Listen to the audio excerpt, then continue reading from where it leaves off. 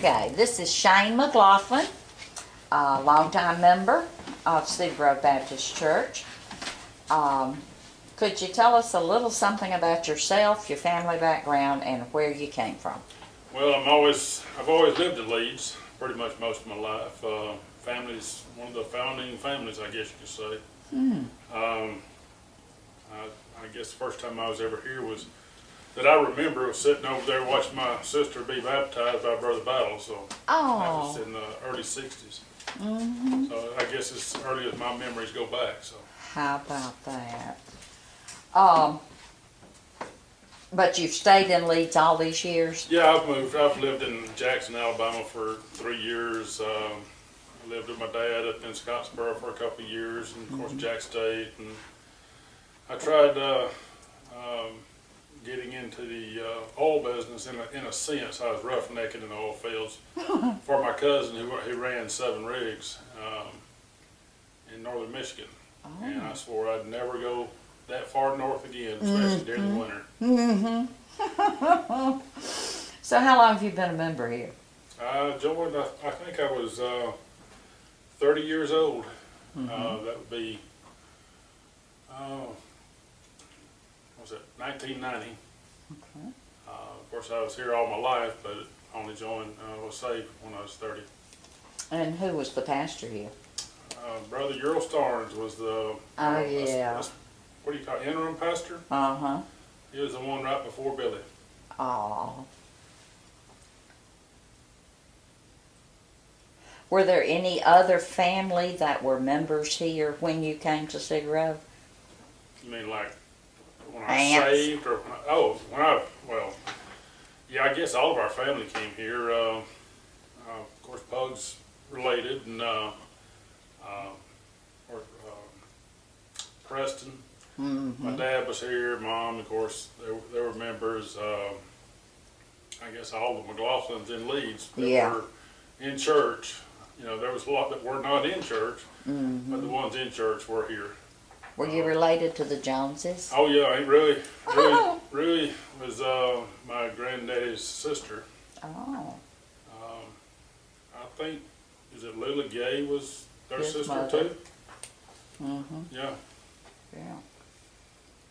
So yes, really, and Frank, everybody called him Deacon.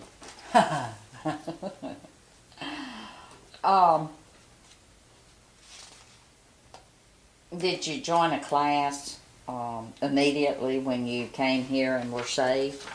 Yes, I was actually in a class before I saved, and I had been coming. I think it was during the revival. I'd been coming to the revival, and I'd been reading the Bible, and I had the urge one night, I needed to talk to somebody. It was about 8 o'clock, 9 o'clock at night, and I came down to the church, and was nobody here to talk with. The choir was having practice for, must have been Easter cantata, or whatever it was. Valenzuela was the music minister, and I couldn't find anyone to speak with. I think I ended up getting with Eric Willingham, who had recently rededicated his life. So, and then of course that next Sunday I made it official. Public. Got that.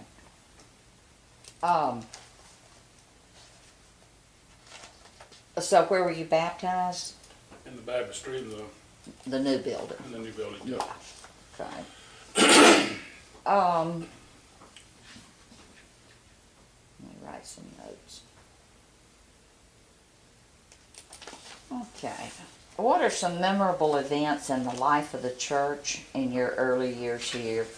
Revivals, baptisms, singings, dinner on the ground, Sunday school, vacation Bible school? There was one, I think it was at the end of Vacation Bible School. I was helping Earlene Banks. It was not it was just, we were pranksters again, on each other and everybody else. And I don't know, I was just kidding around with her. I got some ice down the back of her shirt. I thought she was going to kill me. But, that's the early memories like that. Janet was telling me that you were in She was your Sunday school teacher when you were about 2 years old? Janet. Walker. Oh, really? Oh, well, yeah. Yeah. Yeah. If they taught, I think the earliest one I remember is, what was Dick Rose' wife? Colette. Oh, Colette. Uh-huh. She was one of the, her and Aunt Ruby is the first ones I remember teaching. Uh-huh. She was a mess, wasn't she? Yeah, she was.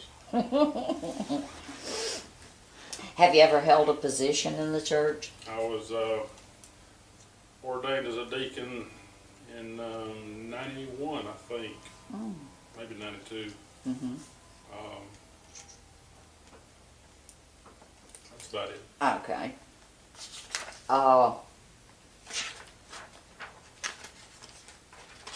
Describe the church building when you first attended this church. Well, of course, this sanctuary was the sanctuary. Mm-hmm. The educational department, which is back here behind the pulpit area, it ended as if you're walking down the hall and you walk into the old fellowship hall, that's where the steps going outside were at, right beside the kitchen. Mm-hmm. And so it was much smaller than it is now, but Yeah. seemed like it held the world then. Mm-hmm. But did they still have the cedar pews back Oh, then? yeah. Or Yeah. was it the kind that had the slats that... No, it was these. I think it was these cedar pews. Carolyn Ryan says that they used to have slats between them that would Well, leave imprints. She's my senior. I'm not gonna say anymore. Okay. So the pastor here was who? Um, When you were... well, I think when I was a toddler now, I think it was Ezel. Oh, okay. And then Brother Battles came, and he was here in the early 60s, mid-60s. Mm-hmm. I ran into him in Panama City. Actually ran into him. I was on the bumper cars, and I ran into him. I didn't know he was there.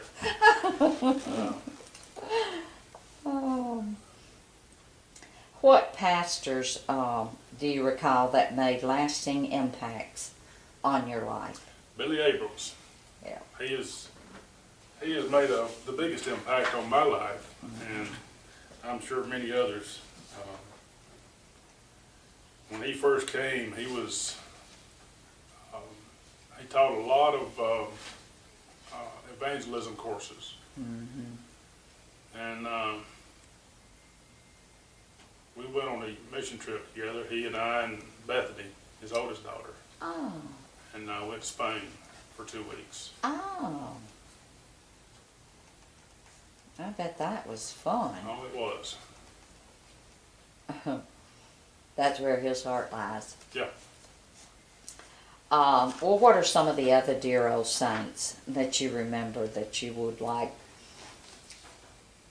the newer people today that don't know anything about these old saints? What would you like to share about them? Well, there's several here. Let me find where we're at here. Of course, I mentioned them before, is Rue and Deacon Jones. I think his name was Frank, wasn't it? Mm-hmm. Of course, Preston McLaughlin, Les Spears, my granny, Lydia Bowley Smith, and Mrs. Rowe Colette. Yeah. Of course, I just remember Rui and Miss Colette as being the teachers, but you know, she to hear her testimony, how she grew up in Nazi France, Yes. escaped the oppression then with her sister, and then. Do you remember the story she used to tell about being, her mother had told her to get her sister and get on a train right now? Yeah. Tell us about that. I just know. Well, they got on a train and they were out in the open fields and the train stopped all of a sudden. And she grabbed her sister's hands and she said, "Let's go. We're getting off." And she said, "What? What are you talking about?" She said, "Let's go." And jumped off the train and ran with her sister. And I don't know how many feet they got away from it, and either a plane came by and bombed that train wow. that they were on. It was like the Lord was speaking to her. Yeah. It really was. She had a lot of fascinating tales. Yes, you did. Well, what do you think stood out about most of these people that you just mentioned, Frank? Well, I was just saying those, and then, of course, Preston, he always showed me that you didn't have to be a stick in the mud like Yes. most people think Christians have to be. Yeah. He was probably the most colorful, vibrant person I've ever met. And he did it in his dress or his actions. And then I don't think I'd be here today if it weren't for my granny's prayers. Yeah. Les Spears, he and I used to go on visitation together. And I had a little Nissan compact truck with a king cab. And all they had in the back was little jumper seats. And they folded down from the side, I think. And there was a young boy in the youth that would go with us occasionally, and he was probably twice my size. So Les would jump back in that little jumper seat in the back, and he was, I guess Les was in his 60s then. And he was pretty limber for an older gentleman. But, He was you know, a tall man, he too. was tall, and he had to just ball up in the back. And, we'd take off and go, but it's that dedication and that determination to do what needs to be done. And then I guess that's about all on the ones. Okay.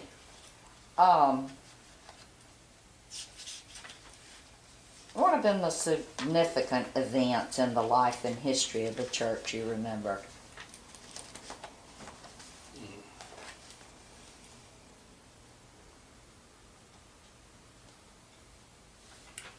I really don't know. Well, you started and we were in here. Yeah. So when they built the new one? Well, I was either at school at Jack State or living with my dad in Scottsboro or living down in Jackson, Alabama when a lot of the new buildings took place. Yeah. I remember coming back for a visit and seeing the new building after it was completed. Yeah. So. So how's the church different today than it was when you first became a member 30 years ago? I guess it's the people that are different. Of course, when I was here before,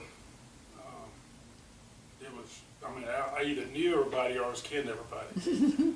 Now there's so many new faces and new people in the communities that way too. So is Moody and Leeds. And, Yeah. now Moody's nearly bigger than Leeds, and Moody used to not be anything but a crossroads, Yeah. dairy farm. But Was there a time at Cedar Grove where your faith was tested or where you grew spiritually as a result of the personal events or problems? I guess my biggest spiritual growth is much like one of these other questions here. Is well, it's that. It is that one. Is as much as I despise being a teacher or even being asked to be a teacher, I've learned more, and I guess that happens with everyone that teaches a class. Yeah. You learn more and you get closer to God in that. But boy, don't put me on the spot. I know. This right here is tough enough. There's just two of us here. But teaching does humble you, doesn't it? It does, and you know, I've tried to lead a singles class, and I've had another class with just a couples class, and then I've tried to assist in children's church, and that was just about a disaster. I wanted to act like a elementary principal from the 60s. Can't do that. And so I had to just walk away. That's the best I could do there. Yeah. You had to test the waters, and that wasn't yours. That's right. How would you complete this sentence? God is calling Cedar Grove Baptist Church to To love others and be the church to His children.